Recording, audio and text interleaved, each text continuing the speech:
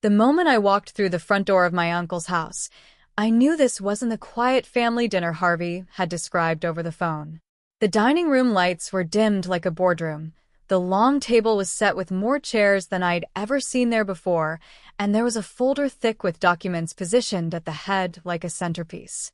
I felt my stomach drop as I noticed the woman in business attire already seated, notary stamp visible on the table, eyes tracking me instead of offering condolences.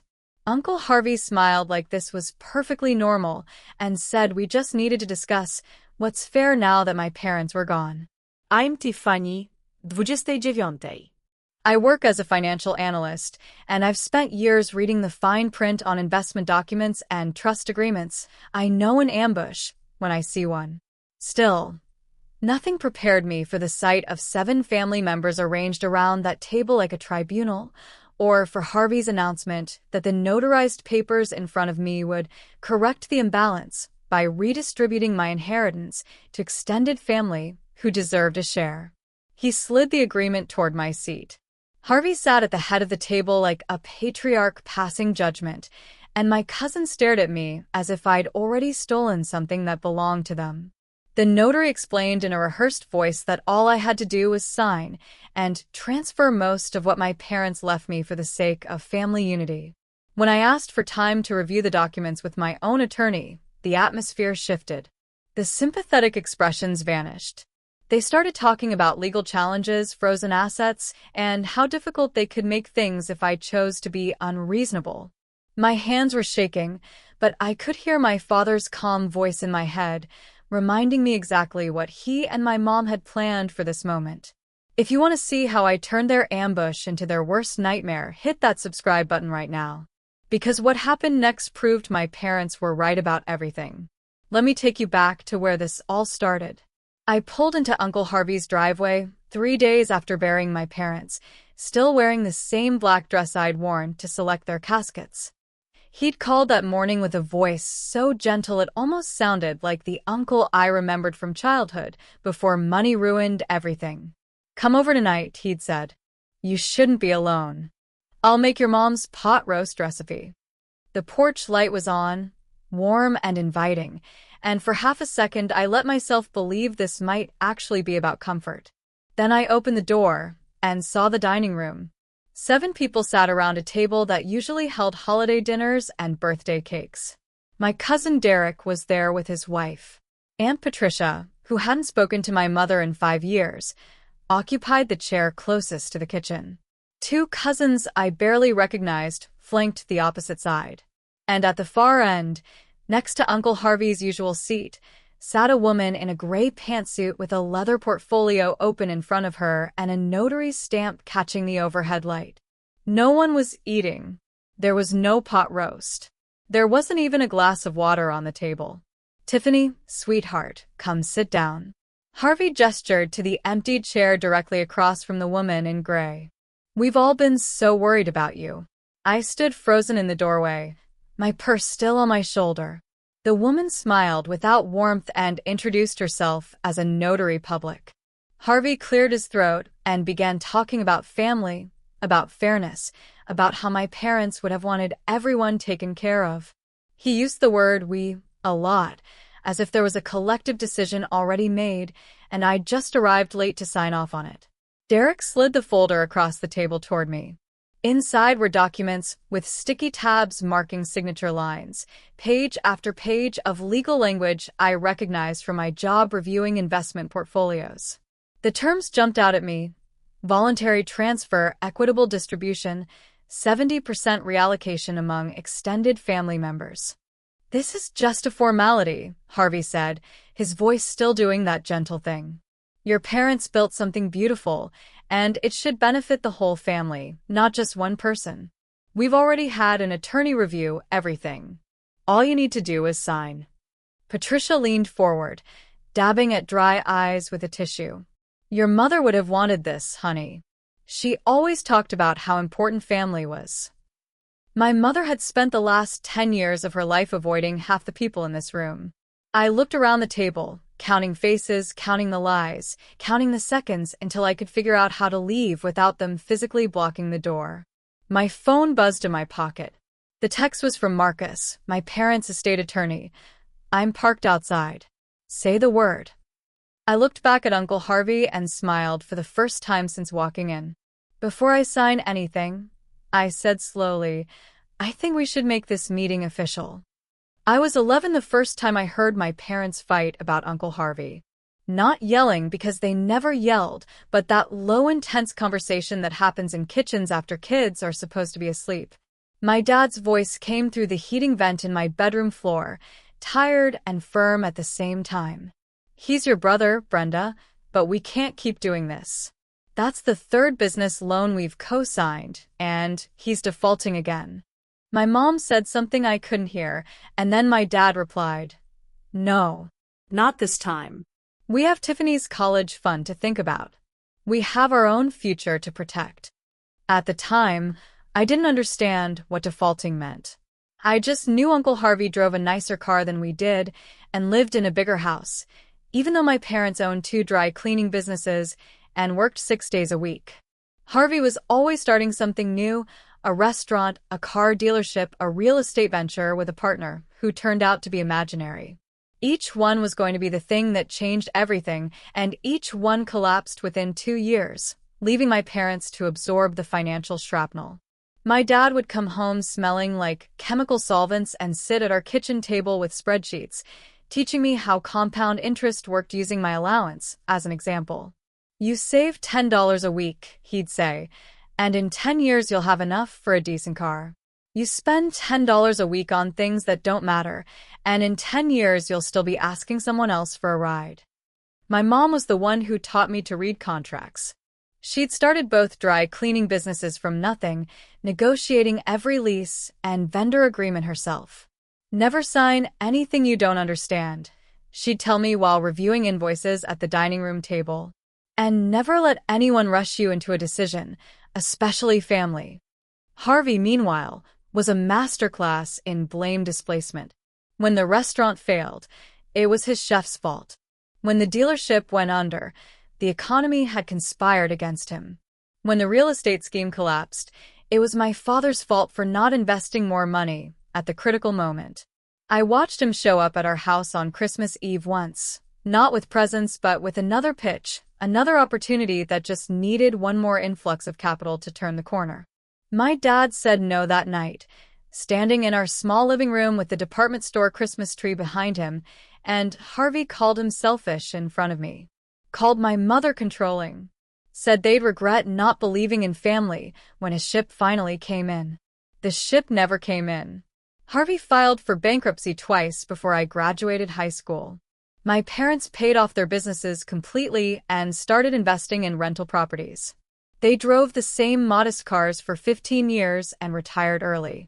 And Harvey stopped speaking to them the year I turned 23, right after they refused to co-sign on a loan for a boat he couldn't afford.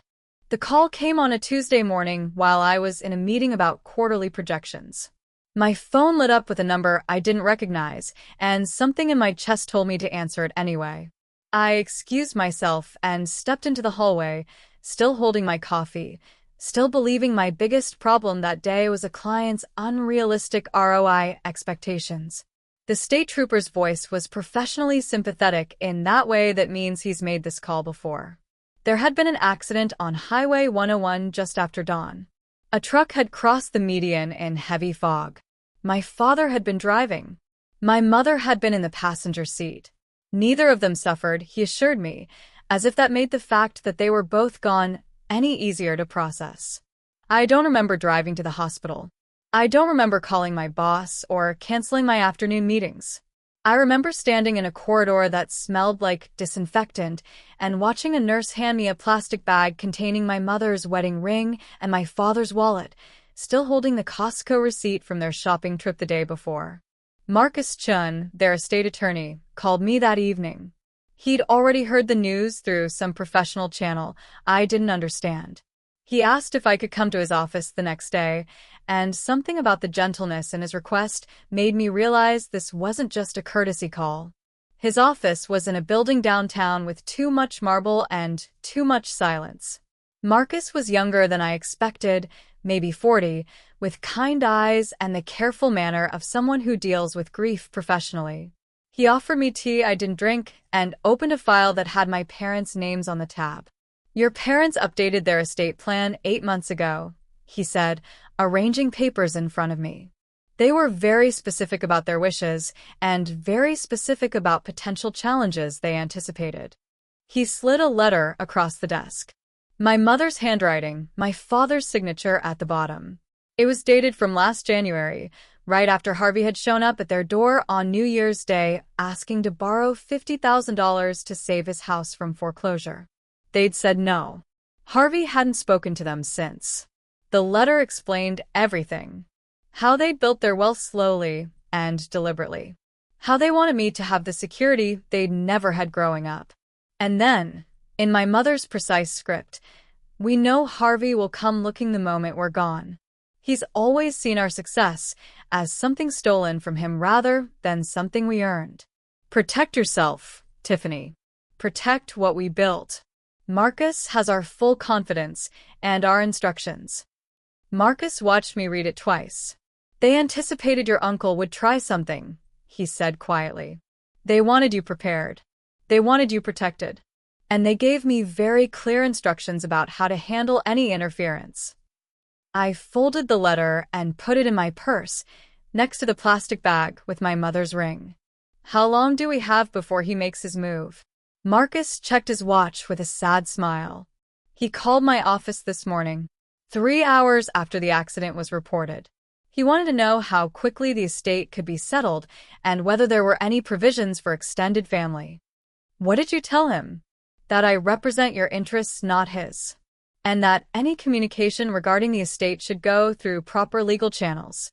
He paused. "Your father predicted Harvey would start with sympathy and escalate to intimidation. He wanted you to know you don't have to face this alone." The first text came the morning after the funeral. Uncle Harvey, reaching out with concern that felt like surveillance. "Just checking in on you, sweetheart. You shouldn't make any major decisions right now. Let family help carry this burden." I deleted it and made coffee. The second text arrived before I'd finished the cup. "Your mom would want us all to stick together through this. Let's talk soon about how we can honor their legacy as a family." By noon, my phone was lighting up with messages from relatives I hadn't heard from in years. Cousin Derek's wife, whom I'd met exactly twice, sent a long message about how grief clouds judgment and how important it is to consider everyone's needs during difficult times. Aunt Patricia called and left a voicemail about how my parents had always been so generous with the whole family, as if I'd forgotten they'd stopped inviting her to holidays after she'd borrowed $5,000 and never paid it back. Then the social media posts started. Harvey didn't tag me, but he didn't have to. He posted a photo of himself with my parents from some Christmas years ago, captioned, "Missing my brother Danny today.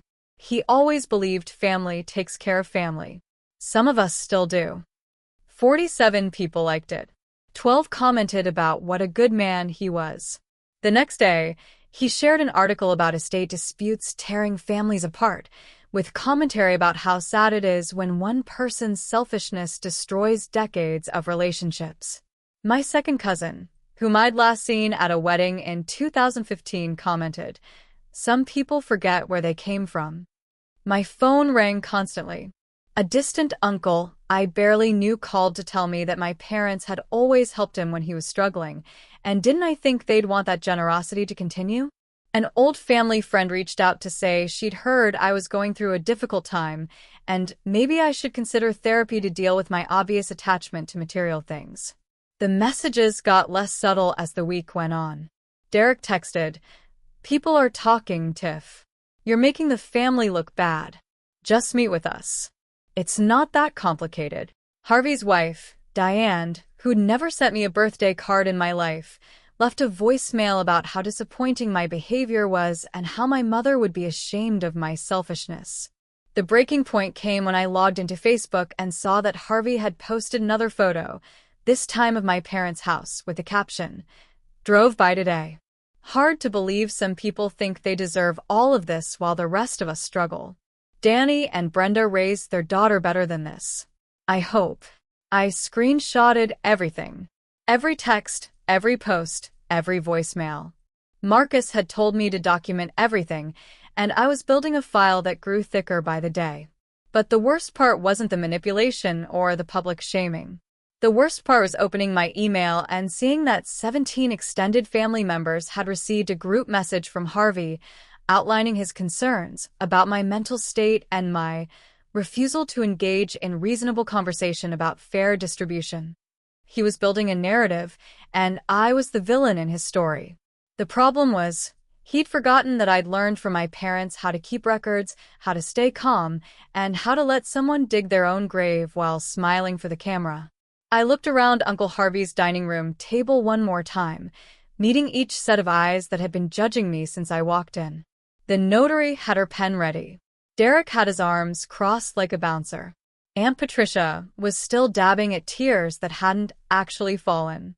And Harvey sat at the head of the table, wearing the expression of a man who thought he'd already won.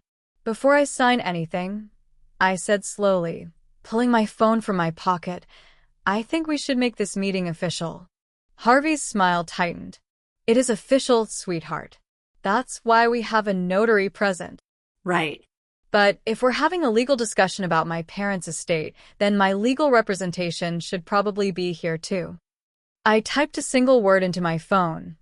"Now." The confusion rippled around the table. Derek glanced at his father. The notary's hand paused over her stamp. And then the front door opened. Marcus Chin walked into the dining room with his briefcase in one hand and the kind of calm that comes from 20 years of estate law. He was wearing a suit that cost more than everything Harvey had on, and he smiled at the room like he'd been expecting exactly this scene. "Good evening, everyone. I'm Marcus Chin, attorney for the estate of Daniel and Brenda Spencer." He set his briefcase on the table directly on top of the unsigned documents. "I understand there's been some discussion about redistribution of assets." Harvey stood up so fast his chair scraped against the floor. "This is a family matter. We don't need lawyers turning this into something ugly." "Actually," Marcus said, opening his briefcase with deliberate precision, "your brother and sister-in-law specifically anticipated this conversation. They left very clear instructions." He pulled out a sealed envelope and a thick legal document bound with a blue backing. "This letter was written 8 months ago and witnessed by 2 independent parties. Would you like me to read it aloud, or would you prefer to review it privately?" The room went silent. Aunt Patricia stopped pretending to cry. The notary quietly began packing up her stamp. Marcus didn't wait for an answer. He opened the envelope and began reading in my mother's words, "To our beloved daughter, Tiffany. If you're hearing this letter read in a room full of family members pressuring you to sign away your inheritance, know that we saw this coming. We structured our estate exactly as we intended. Every property, every account, every investment. We built it for you and you alone." My father's portion was shorter, more direct. "Harvey will tell you we would have wanted to share. We didn't. We wanted you protected from people who see our life's work as something they're entitled to." "Stand your ground, Tiffany." "You have the law, you have the truth, and you have our blessing to tell anyone who disagrees exactly where they can go." Marcus set the letter down and looked at Harvey. "The estate is ironclad. Single beneficiary. No provisions for extended family distribution. Any attempt to contest, coerce, or manipulate Ms. Spencer into signing away her legal inheritance will be met with immediate legal action and potential criminal charges for fraud and elder abuse. Yes, elder abuse, because these documents were drafted when your brother was alive and of sound mind, and any claim that he would have wanted otherwise contradicts his written, witnessed, and notarized instructions." I stood up and picked up my purse. "Dinner's over," I said quietly. "Don't contact me again unless it's through Marcus." Harvey's face had gone from confident to pale. Derek was staring at the table. And as I walked toward the door with Marcus beside me, I heard Aunt Patricia whisper to no one in particular, "I told you this wouldn't work." If you're sitting there thinking, finally, someone stood up to the family manipulators, then subscribe and leave a comment telling me your story. You're not alone in this. And trust me, you'll want to see what happened when Harvey realized he couldn't win legally. The text stopped after the dinner. The social media posts disappeared. For 3 days, my phone was blissfully quiet, and I let myself believe that Harvey had actually accepted defeat. Marcus warned me it was too easy, too clean, but I was exhausted from grief and confrontation. I wanted to believe the worst was over. Then my bank called. Miss Spencer, we're calling to verify a password reset request that came through our system this morning. For security purposes, can you confirm your mother's maiden name and the street you grew up on? I hadn't requested a password reset. I told the representative this, and after a long pause, she transferred me to their fraud department. Someone had attempted to access my account using correct answers to 2 security questions, information that wasn't exactly secret in a family that had lived in the same town for 30 years. I changed every password that afternoon, enabled 2-factor authentication on everything, and called Marcus. He told me to document the incident and watch for patterns. The pattern emerged faster than either of us expected. 2 days later, my investment firm called with similar questions. Someone claiming to be me had called requesting account statements and beneficiary information. The representative had gotten suspicious when I couldn't provide the correct PIN. I filed a fraud alert and felt my stomach knot with the realization that this wasn't random. This was targeted. The property management company that handled my parents' rental properties called next. They'd received an email from my address, except it wasn't quite my address, just 1 letter different, requesting that all future rent payments be deposited into a new account. The property manager, thankfully, was old school and wanted to confirm by phone before making any changes. When I told him I'd sent no such email, he forwarded me the message. The signature at the bottom included details only someone familiar with my parents' business would know. Then the mail started arriving. I came home from work to find a thick envelope from a title company wedged in my doorframe. Inside were documents for a refinancing application on one of my rental properties, an application I'd never submitted. The signature on the forms looked close enough to mine that I had to stare at it for a full minute to spot the differences. The loop on the Y was wrong. The slant of the T was too aggressive. But it was close. Disturbingly close. I spread the documents across my kitchen table and called Marcus. While I waited for him to answer, another piece of mail caught my eye. A replacement debit card from my credit union, one I hadn't ordered. The activation instructions were still sealed, but the card had been issued 3 days ago, right after the first password reset attempt. Marcus answered on the second ring, and I didn't waste time with pleasantries. "They're not asking anymore," I said, staring at the forged signature on the refinancing documents. "They're just taking. Document everything. Touch nothing. I'm calling the police." He paused, and I could hear him typing. "Tiffany, this is identity theft and fraud. This isn't family drama anymore. This is criminal." I looked at the pile of evidence on my table, the fake emails, the forged signatures, the unauthorized cards and applications. Somewhere in Harvey's house, someone was building a version of me on paper, trying to steal my inheritance 1 transaction at a time. "Good," I said quietly. "Let's make sure they go to prison for it." I installed the doorbell camera on a Wednesday afternoon, the kind with motion sensors and cloud storage that my tech friends swore by.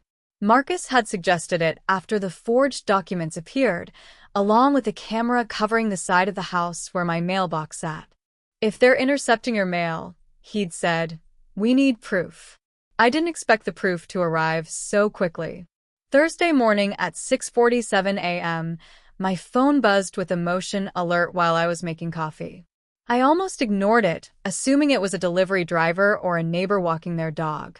But something made me open the app, and I watched in real time as a silver Honda Accord pulled up to my curb with its headlights off. Derek stepped out. My cousin Derek, who'd sat at his father's table 2 weeks ago with his arms crossed and his judgment written all over his face, was now standing at my mailbox in the pre-dawn darkness, wearing a baseball cap and gloves. He looked around once, twice, then opened the mailbox with a key that shouldn't have existed. I grabbed my laptop and pulled up the camera feed on a bigger screen, my hands shaking as I watched him remove a stack of mail and start photographing each piece with his phone. A bank statement, the replacement credit card I'd been expecting, a notice from my investment firm. He held each one under the streetlight for a clear shot, then carefully placed everything back in the exact order he'd found it. The side camera caught him in even better detail. I zoomed in and could see his face clearly, the concentration in his expression as he worked methodically through my mail. He wasn't rushed. He wasn't panicked. This wasn't his first time. In the car, parked just out of the doorbell camera's primary range, but perfectly visible on the side camera, someone sat in the driver's seat with a laptop open. The screen glow illuminated Harvey's face as he typed, presumably logging the information Derek was feeding him in real time. They were there for less than 4 minutes. Derek closed the mailbox, checked the street one more time, and got back in the car. They drove away, without headlights, until they reached the corner. I saved the footage to 3 different locations before I even finished my coffee. Then I called Marcus, and for the first time since my parents died, I heard him sound genuinely angry. That's mail fraud. That's identity theft. That's conspiracy. And we have their faces, the timestamp, the license plate. He stopped himself, taking a breath. Tiffany, this is everything we need. This is a federal crime on camera. I watched the footage again, zooming in on Derek's face as he photographed my bank statement on Harvey's profile illuminated by the laptop screen. My father's voice echoed in my head from a decade ago, teaching me about documentation and evidence. People will deny everything until you show them proof. They can't talk their way around. Send it to the police, I said. And Marcus? Make sure they understand this wasn't a one-time thing. Check the timestamps on all the footage from the past 2 weeks. There was a pause as he pulled up the cloud storage. Then, Jesus. Tiffany, they've been doing this for 11 days straight. The courtroom was smaller than I expected, with fluorescent lights that made everyone look slightly ill and wooden benches that creaked every time someone shifted position. Harvey sat at the defense table in a suit I'd never seen before, playing the role of wounded family patriarch. Derek was beside him, staring straight ahead like he could will himself invisible. Their attorney, a man named Richardson who'd clearly taken this case believing it was a simple estate dispute, kept glancing at the evidence boxes Marcus had wheeled in that morning. Judge Catherine Morrison entered at exactly 9 a.m., and the bailiff's voice echoed off the walls as we all stood. She was in her late 50s with reading glasses on a chain and the expression of someone who'd seen every possible variation of family greed. As she settled into her seat and opened the case file, I watched her face shift from routine boredom to focused attention. Mr. Chen, she said, looking at Marcus. I've reviewed your brief. These are serious allegations. Yes, Your Honor. And we have serious evidence to support them. Marcus started with a timeline, projecting it onto a screen that the bailiff had set up. Every incident, every phone call, every fraudulent document attempt, marked with dates and timestamps. Judge Morrison leaned forward as the pattern became clear. Not isolated incidents, but a coordinated campaign that started within hours of my parents' death and escalated methodically when manipulation failed. Then came the forged power of attorney documents. Marcus handed the judge the original, and she studied the signature while he pulled up the forensic analysis on screen. The expert's report was damning. The pressure points were wrong. The letter formation was inconsistent with my natural handwriting, and microscopic analysis revealed that the signature had been traced from a photocopy of my driver's license. Your Honor, Marcus said quietly, Ms. Spencer's signature appears on documents she never signed, authorizing transfers she never approved for properties she legally owns. The defendant attempted to manufacture legal authority that doesn't exist. Harvey's attorney objected, something about family misunderstandings and lack of criminal intent, but Judge Morrison silenced him with a look. I want to see the rest, Mr. Chen. The video footage played on the courtroom screen in high definition. Derek at my mailbox at 6:47 a.m., the gloves, the methodical photographing of each piece of mail. Then the angle switched to the car, and Harvey's face was clearly visible in the laptop glow. Marcus had compiled 11 days of footage, and he played segments from each one, building a visual record that made Richardson visibly slump in his chair. This footage was obtained legally from cameras on Ms. Spencer's private property, Marcus explained. We've also subpoenaed phone records showing 4-7 calls between the defendants during this period, including 3 calls made while Mr. Derek Spencer was actively at Ms. Spencer's mailbox.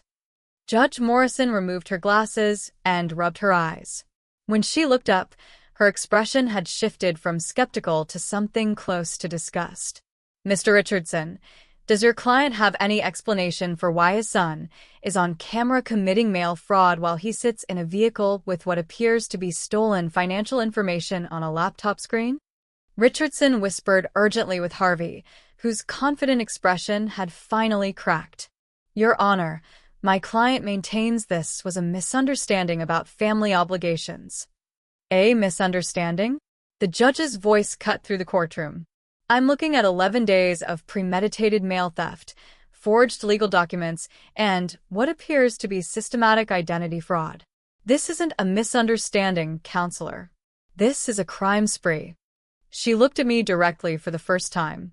Miss Spencer, I'm granting your restraining order petition against both defendants. I'm also referring this case to the district attorney for criminal prosecution. And I'm awarding you full restitution for legal fees and damages. She turned back to Harvey, her voice cold. You tried to steal from your niece while she was grieving her parents. You weaponized your family connection to commit fraud. That's not the misunderstanding. That's predatory, and it's criminal. The gavel came down with a sound like a door slamming shut. The restraining order was filed by noon. Harvey and Derek were arraigned on federal mail fraud charges by the end of the week. I watched from the gallery as they both posted bail, Harvey's face gray and Derek's wife crying in the hallway about their children and his job at the credit union he was about to lose. I felt nothing. Not satisfaction, not vindication, not even anger anymore. Just a quiet certainty that my parents had prepared me for exactly this moment, and I'd honored what they built by refusing to let it be taken. The news spread through our community faster than I expected. Small towns have long memories and no tolerance for people who steal from orphans. Harvey's neighbors stopped waving. The coffee shop where he'd held court every Sunday morning suddenly had no available tables when he walked in. Diane filed for divorce 3 months after the verdict, citing humiliation and financial ruin in her petition. Derek lost his job the day after his arraignment. A credit union can't employ someone with pending fraud charges. His wife's carefully curated social media presence went dark. I heard through a mutual acquaintance that they'd moved 2 counties away, trying to outrun a reputation that followed them like a shadow. Aunt Patricia sent me a single text message 6 months later. Your mother would be ashamed of what you did to this family. I blocked her number and didn't respond. My mother had spent the last decade of her life protecting me from exactly these people, and I wasn't about to let guilt rewrite that truth. I sold one of the rental properties and used the money to start a scholarship fund in my parents' names for first-generation college students studying business. The dry cleaning businesses I kept, hiring a manager my father had trained and trusted. I learned the operations the way my mother had learned them decades ago. 1 invoice, 1 vendor negotiation, 1 customer relationship at a time. The house where I grew up, the one Harvey had photographed and posted on social media with such contempt, I kept exactly as it was. My parents' bedroom still smelled faintly of my mother's perfume. My father's reading chair sat by the window where he'd taught me about compound interest and careful planning. I didn't need to live there, but I couldn't sell it. Not yet. On the anniversary of their death, I sat at their kitchen table with the letter Marcus had read in Harvey's dining room and read it again in the silence. My mother's handwriting, my father's signature, their final gift to me written in ink and witnessed by strangers who understood what family should mean. Stand your ground. My father had written, "You have the law, you have the truth, and you have our blessing." I'd stood my ground. The inheritance they'd left me wasn't just money or property or businesses. It was the spine to say no when people demanded yes. It was the clarity to see manipulation disguised as love. It was the patience to document, to prepare, to let someone reveal their true nature before responding with facts they couldn't deny. Harvey's final appeal was denied on a Tuesday morning. The criminal conviction stood. The restraining orders remained in place. And I went to work reviewing quarterly projections for a client, living the life my parents had built brick by careful brick, protected by the walls they'd taught me to defend. The inheritance wasn't what they left me. The inheritance was who they raised me to be.